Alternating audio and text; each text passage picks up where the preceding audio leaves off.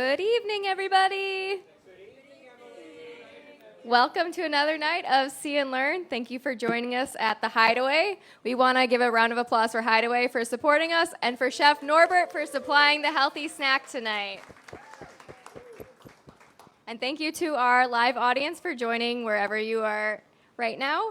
We have CaribTrans and Satel to thank for the live streaming. Without that, it would not be possible. So thank you, CaribTrans and Satel. We also want to give a big round of applause for CCG and Public Entity SEBA, two really big, longtime supporters of our program. And a big thank you to all of our sponsors, 50 plus now. Some of them are in the audience. We have Boomerang, who also donated a raffle prize, a lovely doorstop, as well as Flamboyant Cottage, which is a 4-night stay at a 2-bedroom, 2-bathroom, beautiful cottage with a pool. El Momo is in the audience, Andres and Ava. Yes, thank you. And tonight's speaker is being hosted by Iris House, and Michael is in the audience. So thank you so much for accommodating Gina tonight. And as you may have heard, we have a raffle going on. It's $5 a ticket. We have lots of amazing prizes. And your chance to win is really good because we don't have a lot of people buying tickets at the moment. And you do not have to be present to win, and the drawing takes place on October 27th. So grab your tickets while you can. And a couple of upcoming events that we have. This Saturday, you can join our expert, Roseanne. She is in the audience. Roseanne, give a wave. We will be, and yes, Royal, yes, we will, he's also here. Their field project will be Sunday morning, but first their presentation will be 5:30 on Saturday at Rendezvous. But Roseanne is doing an extra little field project on Saturday where she is going to be leading field sketches at the Botanical Gardens. So if you want to join that, you can meet at the See and Learn tent at 9 o'clock, and we will take a nice little stroll through the Botanical Gardens and hike and sketch. Yeah. And if you join her hike and sketch, or their hike on Sunday morning, you get one of these lovely pale mint sun shirts. They're super light, super airy, and very comfortable. So totally free. All you have to do is participate in a field project. Now, tonight's speaker is Gina Hendrik. She loved See and Learn so much last year that she couldn't stay away this year. Thankfully, she is another expert who was gracious enough to fill in for us as one of our scheduled experts was affected by Hurricane Milton. So thank you, Gina. Yes, thank you. Gina Hendrik completed her bachelor's in biology at Florida Gulf Coast University and her MS in biology at Arkansas State University. She recently completed her PhD on October 10th in marine biology and ecology at the University of Miami's Rosenthal School for Marine, Atmospheric, and Earth Science. Her current research focuses on the immune response of coral reef fishes to parasitic infection. Ultimately, her goal is to create a new model system using coral reef fishes and gnathid isopods to study vector-borne diseases and to identify novel therapeutics for their treatment and prevention. Put your hands together for Gina.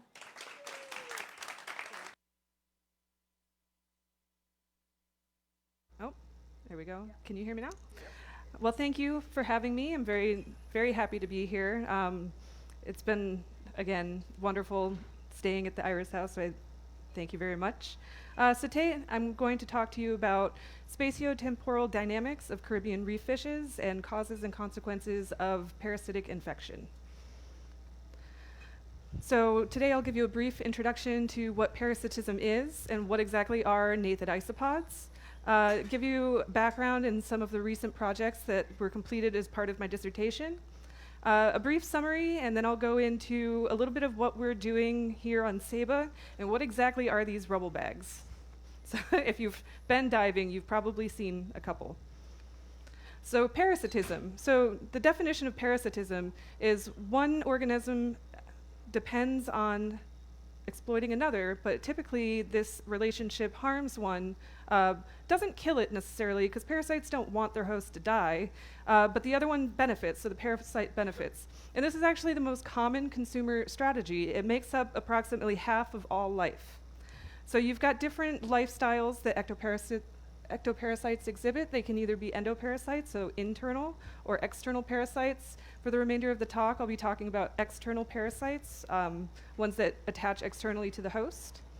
And so parasites are typically very cryptic. They're hard to study, they're hard to see. They have sometimes very complex lifestyles, so they have different stages, like a juvenile stage might be much different from its adult stage. And they might associate briefly with the host. So if you think about something like a mosquito, it's not always attached to the host. It sometimes will feed on the host and then detach, so it's briefly associated. And of course, they're small, so they're insignificant. Well, that's not true. So I'm here to tell you some of the reasons why parasites are actually pretty significant and have major impacts on ecological systems. So you've probably seen a diagram that's like this before. This is a food web. And so food webs are really important to study the way that energy moves throughout a system. So all of these lines that are connecting different organisms together, this is the way that energy flows.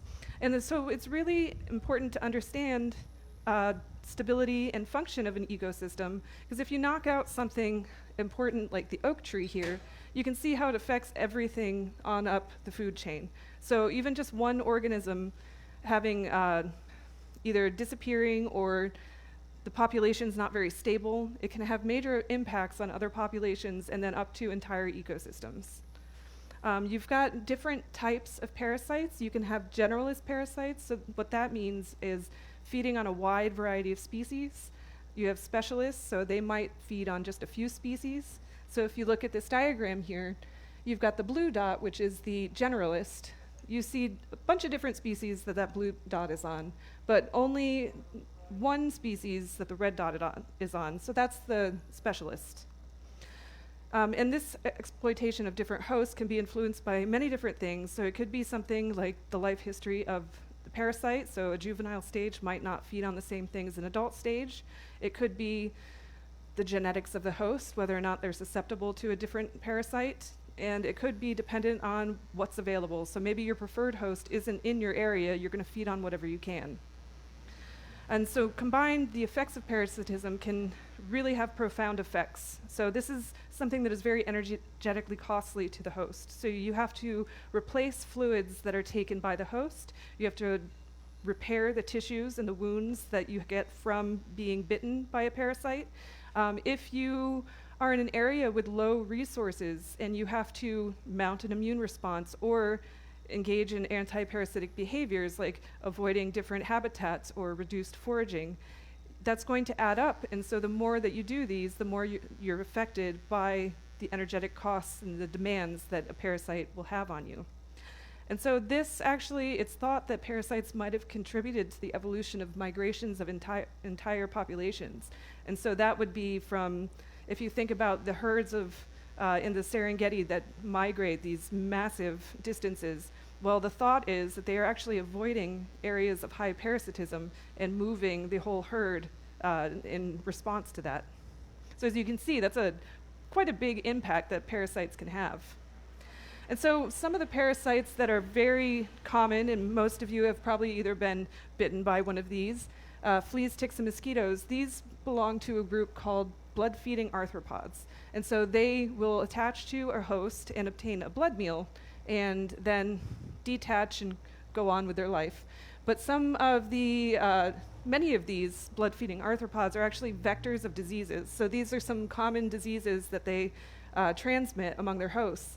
And it's surprising because 17% of all infectious diseases in humans is actually a vector-borne disease. So these guys are responsible for many, many human deaths.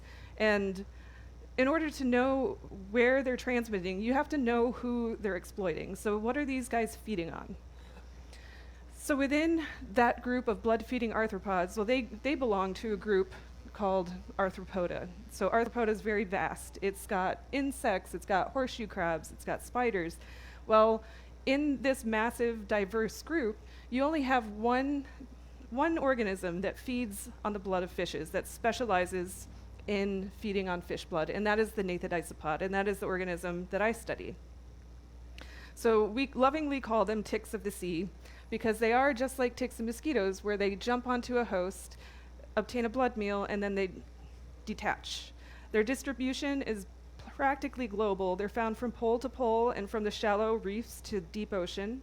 And such, they're likely have more biomass than terrestrial counterparts like ticks and mosquitoes. They do have certain pathogens in larval stages. We don't know quite yet if they're able to transmit these through blood feeding, but we do know that there is a malaria-like apicomplexin, it's a blood parasite, that they are able to transmit to their host. We just have to know exactly the mechanism. So are the hosts eating these organisms and then contracting the disease that way, or are they passing it on through a bite? We don't know that yet. That's to be continued. And so again, just like any parasite, nathids have impacts on entire ecological communities. So the direct effects, so things that they're causing directly to the host, is things like reduced hematocrit, which is a low blood count, so anemia, and then increased stress hormones like cortisol. And indirectly, they can cause infection. So if you have a wound from the parasite biting you, this can lead to infection in the host. And it can also make hosts less likely to make their migrations. And if you look at this picture, this is a larval fish. And so the parasites, there are two nathids on the bottom. They're maybe a little bit over 2 millimeters. And that might not seem like a very big blood meal volume, but when you look at the size of the fish that it's taking the blood from, just one nathid is enough to kill a juvenile fish. If you have heavy enough infestations on an adult fish, it can also cause significant anemia and then lead to mortality in that host as well. So nathids are known to drive what's called cleaning behavior, and you've probably seen this on the reef if you've gone diving, but if you haven't, if you look, this is a French grunt, and hanging on for dear life on its tail is a cleaner goby. And so what that fish is doing is either eating parasites or taking mucus or tissue from the fish. So sometimes you'll see other fish, juvenile fish, picking at other fish. Likely what they're eating is nathid isopods. So about 95% of the diet of these cleaner fish is a nathid. So this is driving this behavior because these fish are going to get cleaned in order to get these parasites removed. And so gobies, cleaner gobies in particular, are normally associated with live boulder coral. And if you've noticed or know about coral bleaching, we're seeing a lot of degradation in coral reef habitat. And so they like to sit on this boulder coral and they'll have fish come up and ask for service. Well, as this declines, we're losing habitat for these cleaner organisms. And actually, when you see a reef that looks like this, is actually prime habitat for nathid isopods, because coral polyps will actually consume nathids. So it's better for the nathid to have this degraded habitat, and there's fewer cleaning gobies in the area. And so to give you an example of how this can affect a host, this fish, a surgeonfish, was placed in a cage on a reef for 1 hour at dusk. And so when we picked up the fish and put it in a bucket, it had all of these nathids attached. So all of these nathids had fed and dislodged from the host and now swimming around. So the reason for that is because, like I said, some parasites are briefly associated. So these are the same. They actually spend the majority of their life free living. So their lifestyle is a little complex. They have we call it a zoophia, but we call them Z for short. So an unfed juvenile will attach to a host fish and obtain a blood meal, then gets another fancy name, Proniza. This happens 3 times throughout its life. It'll go back down into the benthos to molt, and once it has digested its blood meal, it'll go searching for a host again, get another blood meal, and the process is repeated until the last time they go back down into the benthos and they molt into adults. And the adults no longer feed, so they spend the rest of their life digesting their last blood meal and reproducing. And so in tropical species, this takes less than about 2 months, whereas in some habitats like, say, the Arctic, this can last for 2 years, this whole life cycle. And so while they're associated with the host, they're really only feeding from minutes to hours, whereas when they're down in the substrate, this could be weeks, so a week or so between each stage. So that's why we say they're primarily free living. So even though we consider them to be generalists, they do, hosts do vary in their susceptibility. So what that means is if you put fish down, so we have our caged fish on the reef, well, some are what we call high susceptibility. So grunts and snappers actually get more than the other fish that we would put down, whereas things like squirrelfish actually get very few. And we're still trying to work out why. That's kind of my to be continued for my current research, looking into reasons why some hosts are high susceptibility and others are low. And so as you can imagine, it's kind of hard to determine what hosts these guys are feeding on if they're spending so long not attached to the host. And so previously, about 20 species or so were found to be fed on by gnathids, and this was mostly from catching wild-caught fish, or putting fish out on the reef. And so you could put them in a cage, put them on a reef, and then pick them up and see if they have any gnathids attached, which is great, and it led to the identification of many species, and as you can see, it's a pretty successful technique. However, it does lead to biases because you're limited to the host that you can catch, right? So if you can't catch the host, you can't identify it. So that is not the greatest way to identify hosts. So in order to understand the impact that these things have on ecological communities, it's really important to find a way to identify these guys without being dependent on the host.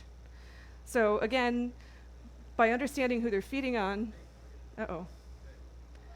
by understanding who they're feeding on, this does give us an idea of the trophic connectivity, or those food webs, the different relationships among everything in an ecological system. And as host generalists, they might have a major part in disease transmission, because if they're feeding on many, many species, we really need to know what diseases and who they're spreading them to. Which leads me to the first project, which was host identification. So I wanted to know if available hosts and susceptible hosts will increase the likelihood of host exploitation by gnathids. And what we thought would happen is that gnathids, because they're generalists, would feed proportionally on a wide variety of hosts. And so to test this, I did blood meal sequencing and compared survey data to the identifications made through blood meal sequencing. And so this project was carried out in Puerto Rico. We had 5 sites throughout the Caribbean, and for every site we had at least 2 to 3 plots. And so on these plots we set light traps, and I'll go over what light traps are. So light traps is a way for us to collect these guys without the host present. And so it's this really high-tech piece of equipment of a PVC pipe, and you put a flashlight inside, and you point it at the reef, and overnight it collects parasites for you. So that's a great way to get away from having to catch the fish. Unfortunately, you also get all the other plankton. So I've got a little Where's Waldo reference here for all those people from the 90s. So you get a lot of plankton that way. So if you're ever looking for plankton, light traps are where it's at. But once you sort through, you can see gnathid isopods, when they're fed, they're actually really easy to identify by that big fat blood meal. So once you sort through all this, you can pull them out and you can preserve them in ethanol for further processing. And so I'm not going to get into the details of blood meal sequencing, but it's a very efficient way to remove host DNA from parasite DNA and amplify. You can selectively amplify the host DNA and then determine what the fish was that it fed on. And so I did that, and I found that they feed on a lot of fish. So we went from just 20 species that they were feeding on to about 83, at least, species that they're feeding on in the Caribbean alone. And so, as you can see, when you've got grunts appear at the top of the list, that's much larger than as you get down to the bottom, the 1s and 2s that you have towards the right side of this spreadsheet. So why is that? Why are they feeding? Are there just that many grunts out there and very few of the others? So to get some meaningful to get some meaning out of this, we compared this to some of the survey data so that we could see if there's a pattern, or is there just one grunt out there, and it just so happens that all of these gnathids are feeding on that one grunt. So in order to determine that sort of relationship, we compared that to survey data. And so at each of these points where we put the light traps, we did a day and night survey because what is there during the day does change from night. So you have a transition on the reef that happens. So we wanted to capture the whole story. So we did day and night surveys. And this is a little bit hectic to look at, but you can see the overlap on the left. And what that is telling us is that across all of our sites, the distribution of hosts that we were seeing is relatively similar. So that allowed us to make broad claims about the host use at the different locations. So, and all of the different methods of IDing the fish is on the right, and they're kind of separated. But if you look at that black triangle, that is showing you that all of the hosts identified on the surveys during the day were similar, and the others are ID'd through blood meal sequencing, and then again at night, all of these assemblages of hosts were similar. So we were seeing the same patterns at each of our sites. And so this is a little bit easier to look at. All you need to know is that when the triangle is above the circle, that means that gnathids are selecting for that species. And when the triangle is below the circle, that is avoiding. So what we're seeing is gnathids actually preferring to feed on grunts and snappers, but they're avoiding things like parrotfish. And so why is that? Well, it's not so surprising that they're avoiding parrotfish, because parrotfish at night will actually they'll envelop themselves into mucus cocoon.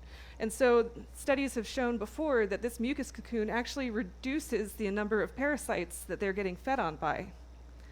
And so another thing that's in this mucus are immune effectors. So they've got antimicrobial peptides, which are like antibiotics, lysozyme, which is like the enzymes in your tears, and things like complement proteins, which are things that stimulate your immune system.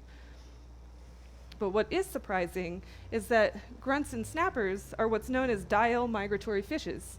So at night, so when you get to about dusk, if you're ever on the reef, you'll see a bunch of grunts coming together on the edge, and they're lining up, they're ready, and then as soon as it gets dark, they form a single file line and go out to the seagrass. And this happens every night. And so in the morning, it's the same thing. They go right back to the reef.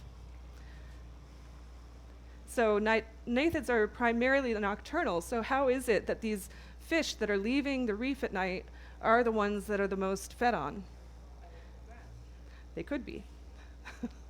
So one of these is, are they transporting gnathids to the seagrass? So again, they leave the reef at night, and gnathids are nocturnal. So are they transporting these gnathids to other habitats? So to test this, we wanted to see, are they attaching to fish as they line up for the reef at night to leave? And we predicted that, yes, the numbers of gnathids attached to fish will decline as they go into the seagrass. And we tested that by experimentally transporting fish to the seagrass. So a very high-tech project. We put fish into cages, and we took them, put them on the reef for 3 hours, and one treatment, we immediately pulled them out. So after 3 hours, they were immediately placed into their own individual containers, and the gnathids on them were counted. Another treatment, they were put on the reef for 3 hours and then transported to the seagrass, at which time they were taken out when they made it to the seagrass bed. And then the third treatment was the same processes again, so sitting on the reef for 3 hours, transporting to the seagrass, and then sitting on the seagrass for 3 hours, and then being removed. And to see if these fish in this treatment were getting infected by gnathids that were already in the seagrass, we also did a seagrass-only treatment just to see the numbers that were getting picked up in the seagrass. And so after you collect these fish from the habitats, you can see all these little red dots. So just like that surgeonfish, we're seeing gnathids feed and then fall off, and then we can collect them and count them and compare them across treatments. And we did in fact see that the ones on the reef only had a much higher average number of gnathids than even the reef commute and the reef seagrass treatment. So they are transporting gnathids. They're losing gnathids on the way to the seagrass. So this might not seem like something very significant when you see numbers like, oh, the fish has maybe four gnathids on it or 5 gnathids. It's just a single fish, right? Well, grunts will actually stay in aggregations of maybe 400 or 500 fish. So if you look at the numbers on just one fish and extrapolate that out, you're looking at maybe 2,000 gnathids per aggregation. And when you're looking at an entire bay, in one study we found that they're transporting at least 20 grams of gnathids. So one gnathid is 0.5 milligram. So that's about 50,000 gnathids, and this is every night, which is amazing. It's mind-blowing. And this isn't just happening during the day, because fish that are in the seagrass coming back to the reef, they have that same average number of gnathids. So they're also transporting back from the seagrass to the reef. So if you think about all of the fish that are meeting in the middle in the seagrass bed, if you've got the seagrass bed in the middle of a bay, you're having all of these different hosts come together, transferring gnathids among them, and then carrying them back to their sites that they hang out during the day. So to confirm that we weren't just creating a scenario in which gnathids were feeding on grunts in the seagrass, we wanted to collect some gnathids in the seagrass to see what they were feeding on under natural conditions. And so again, we used light traps and blood meal sequencing, and we did find that the most fed-on hosts were these diel-migratory fishes. So yes, these fish are actually transporting to the reef and seagrass, or among the reef and seagrass habitats. So this happens at dusk and dawn, which is also a peak activity period for gnathid isopods. And also, if you're ever out on the reef, an interesting thing, in the morning or right at dusk, you'll see a lot of cleaning activity, and that's being driven by these gnathids. So just keep that in mind when you see that behavior happening. And so just to give you a summary of what we've learned so far, we have made all of these new trophic connections, so at least 83 species of fish being fed on by gnathids. Grunts and snappers are fed on most often. Labored parrotfishes are actually avoided, and they are being transported by these diel-migratory fishes. And also, this is just one species that we looked at. Think of things like jacks that go long distances, other fish that are going between these different habitats, so that we have yet to find out how many gnathids are being transported by other species. And so a project that we're doing here on Saba and all around the Caribbean is looking at the biodiversity of these things. So traditionally, gnathid isopods have been identified by using the males. So that right picture is a male. He's actually, I think they're really cool looking. But these two on the top are juveniles. So you've got your unfed and your fed with a visible blood meal, your female with all the eggs, and then your male on the left, bottom left here. And so how they identify them is by the mandibles and the area between the mandibles. So that's the only thing through morphology is looking, able to tell the different species apart. So you can't tell the different species apart using the female or the juveniles, just the male. So usually how we collect juveniles is using lighted plankton traps, because in the past we've wanted to collect them that way because we wanted to sequence their blood meals, right? So we want the stages that are infecting fish. However, if we want the males, how are we gonna, they don't really like the light traps, so we had to be creative. And so if you've been diving on Saba, you might have seen some of these rubble beds lying around.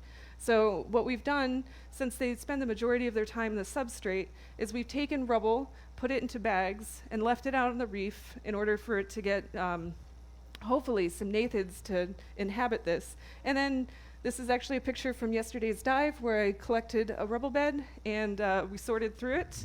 And some of the gnathids that we found that were juveniles, we did metamorphose into adults, and we're able to identify them this way. And so we've done this light trapping and rubble beds in many different sites in the Caribbean over the last couple of years, including Saba.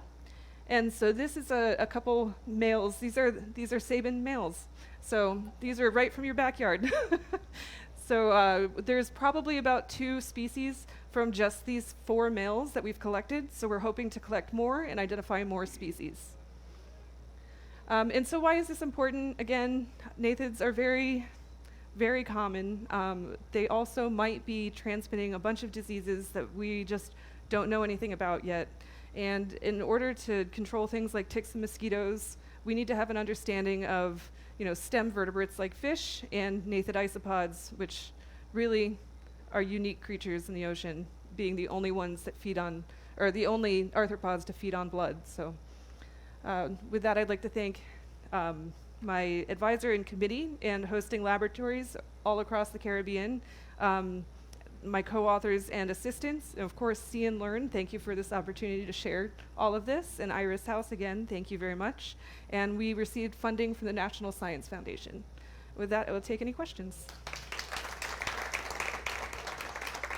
Thank you. Yes? You're using DNA analysis to identify the hosts. Yes. Can you I will use repeat that. DNA analysis to identify the native? Yes. So the question was, you're using DNA to identify the host. Can you also use DNA to identify the species? And yes, so this biodiversity project, and not only are we doing the morphology-based assessment to identify the species, we're also doing population genetics. So we've collected all stages. We're getting the first bit doing morphology. It's very labor intensive. And then we've got a subset preserved in ethanol, and we're going to do population genetics of the entire Caribbean, and we're going to start working in the Pacific next year. So yes. Yes. Do the little feeder gobies not get affected by them? So do cleaner gobies get infected by them? They usually don't. We have collected gobies that have had gnathids attached, and it hasn't been documented. And so we were quite excited because you would think they're eating these things, and sometimes they're in pairs, so they might pick off each other's. So are they getting infected on the reef? We're not 100% sure because we don't ever see them infected when we catch them, but we have seen a few cleaner gobies in light traps. Unfortunately, they've ended up there, and we've seen some attached. So they're not completely resistant, but we don't know if it's just something that happens in the light traps. Yes. Do they just feed on fish? Thank you. Do they just feed on fish, or, for example, on marine mammals or marine birds or something like that? So in natural conditions, we're thinking they only feed on fish. We have done experiments where we've put like sea slugs or an octopus in there, and they will feed on it. A lot of inverts, they didn't molt, so it wasn't a successful feeding attempt. I don't know yet if there are. I am crossing my fingers that I find some that feed on marine mammals, because that would be really interesting to different funding agencies like NSF. But also it's exciting. It's so exciting. But no, I don't think they do feed on any mammals. At least we haven't found species that do. I think she had her hand up last time. Do you think there's some advantage of attaching onto fish that go into the seagrass? Do you think they're getting something from that habitat that they wouldn't otherwise get from those other fishes that stay on the reef? So if they're getting some sort of benefit from feeding on the diel migratory fish, one of the studies that I'm currently working on is looking at the effect on growth, and so it might be that these fish just have a higher quality blood meal. I don't know that it would be necessarily the habitat per se, because they're very sparse in the in seagrass, but seagrass is so vast sometimes that when you think about the entire number in the seagrass as opposed to like density per square meter. You're not seeing very high numbers compared to the reef. So it might just be that they're lucky enough to get another ride back to the reef, but it might be more the quality of the host rather than the habitat. You had one question? Yes. Yesterday on the boat, you mentioned something about that the parasites might affect this migration or disrupt the migratory patterns of the fish, and that could be detrimental. Did I understand that correctly? Can you explain Yes. why that would be? So one of the parasites, the Analocra, you might have seen fish that have a parasite hanging off the face. They're known to reduce the body condition, so they're making it harder and more energetically costly for these fish to make that migration. And so while you're sitting back, not making your migration, you're a preferred host, and you're in the high activity area of gnathids. So you're staying on the reef, you're not avoiding that peak activity period, and so it's just further reducing that body condition. So yeah. Yes. And then I wondered if all the fishes that are sleeping in the seagrass, if they all go to the same reef, and if the natives are not just using the fish to go to different reefs. so where they come from, we're not quite sure because we can't really track them like that. But most grunts will go back to the same resting location. It would just be by chance that another grunt that came by from another reef. So I guess it's just a matter of the chances that it would pass by where it was dropped off. So it definitely could be using it to go to another reef, but I don't know that we have that answer quite yet. But hopefully future studies we can look, and maybe even looking at population genetics in areas where these fish are transporting them to the seagrass and see what that genetic flow is like. But that's for a future study.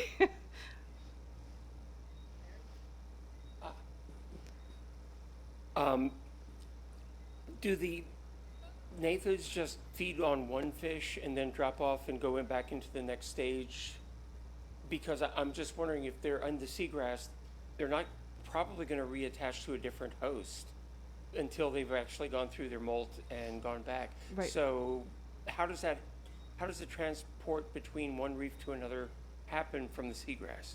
So you're right, they do only feed on one fish per stage, and we've actually seen that gnathids that attach to a fish and then maybe get bumped off and don't get a full blood meal, they actually have a harder time attaching again. So they're only really feeding on one fish. So yeah, they have to go somewhere, so probably in the sediment, crawling deep into the sediment to digest that blood meal and molt, and then when they're ready to feed again, they'll emerge. So chances are they're going to get a different host when they're ready to feed again. Yeah, so between stages, they're feeding during 3 larval stages. Yes. Oh, I think yes. So now you're trying to find out what those things are doing with the fish. Are you going to try, is the purpose of this to try and find a way to reduce how are they called, gnathids? Yeah. It's pronounced a couple different ways. It's most likely gnathids. Gnathids. So are you Everybody says trying to gnathids. find a way to reduce that, or to relieve the fish from it, or what's the purpose? Yeah, so first we want to find out what their defenses are as a way to hopefully mitigate spread of diseases. So if they are in fact spreading these diseases, we want to know how to control them. And one of the ways that I'm doing that is looking at the immune response. So you can look at different proteins that are made by fish, and for example, there's a protein that fish make called pluricidin, and so they found out that this protein is really good at thinning out blood, and so now they use it in humans after surgeries well, actually, it's opposite. It's not thinning blood, it coagulates it. So after you get heparin, it'll help coagulate your blood again. So you can find these proteins and administer them, say, to the host or different fish in aquaculture, and that may help reduce further infection. Or we can target things to reduce nathid infestation on the reef itself. So that's the end goal, but that's years away, unfortunately. Because how harmful are they in the grand scheme of things? It depends on, the loads. We've seen very healthy reefs, supposedly healthy, get hundreds of that video of the surgeonfish with the hundreds of nathids swimming around it. That was from Little Cayman, and so that was a very healthy looking reef. There was a lot of live coral. There were lots of fish, lots of large fish, but these fish are getting just bombarded with nathids every single night. And so when you think about all of the resources that fish is using to repair the wounds from all of those bites, to replace all of the blood, it can be really energetically costly, and it can really impede the success of the population. Yeah. Hi, thanks for the presentation. I had a question about these species that you were looking at that were infected by the netids. Yeah. So there were fish families that were very much infected and fish families that were not so much infected. Do you know if there are any common traits among the top group and the bottom group, so that you could actually predict whether a certain family of fish has more susceptibility for these netids than the others? So at the moment, we don't have specific traits to tell why one family is being fed on more than the other. That's actually one of the projects that I want to work on for my postdoc, is looking at different immune responses by the host to see if maybe it could be different proteins involved with, say, the innate immune system or adaptive immune system. And so that's hopefully something I will be able to answer more in the future. But right now, is mostly what we can do now is look at the effect on the nathid itself, for maybe looking at the growth across different species. But why that is, we don't really have those answers right now. Yes. So I know your advisor, Paul Sickle, for many years has been studying these for quite a long time.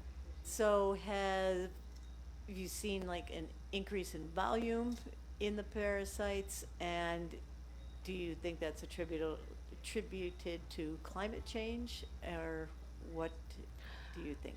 So it's difficult to say if they're getting more prevalent, because we see dips when the weather gets very hot. So when we have like a bleaching event, you'll see the number of nathids go down, because they don't really do well with hot weather either. And so as ocean temperature rises, they kind of dwindle in numbers, but then they come back really strong. So we're still kind of trying to answer those questions. I've seen things that I wouldn't expect, like Little Cayman, where you see very nice, pristine reefs, and you get tons of nathids. But other areas with just the same, and it's more in degraded areas that you see the high numbers. So it's kind of hard to say right now, because we're just now starting to sample more areas than when Paul was first working in the Caribbean, because it was mostly in the U.S. Virgin Islands and Puerto Rico. And now that we've started sampling a wider area, we're seeing different habitats with different characteristics, and not necessarily a growth that is noticeable at the moment, but still just raising so many more questions about how we expect things to be affected by climate change.